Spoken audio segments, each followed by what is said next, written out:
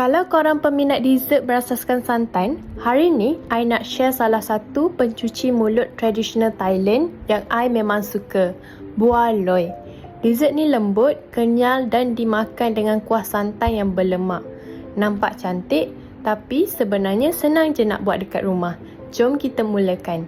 Mula-mula, masukkan 2 cawan tepung pulut, 1 sudu tepung jagung dan sedikit garam ke dalam mangkuk.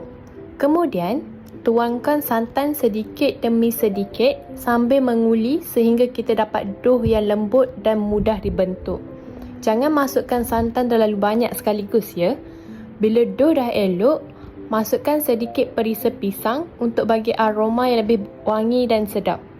Kemudian, bahagikan dough kepada 2 bahagian sebab kita nak buat 2 warna. Masukkan pewarna hijau pada satu bahagian dan kuning pada satu lagi. Uli setiap dough sehingga warna betul-betul sekata. Sekarang, kita boleh mula membentuk buah loi.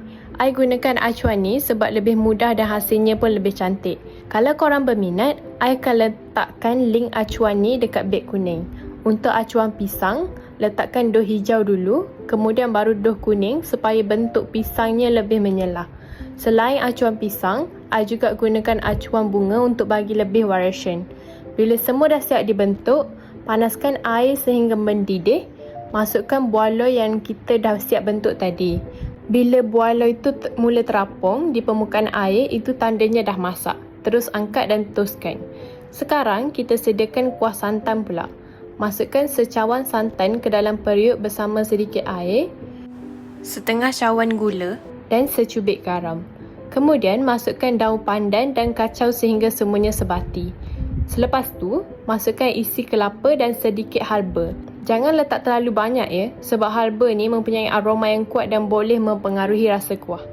Bila kuah dah siap, masukkan buah loi ke dalam mangkuk dan tuangkan kuah santan tadi. Dan siaplah Thai buah loi kita. Tengok tekstur dia yang kenyal dan kuah santan yang lemak berkrim memang nampak menyelerakan.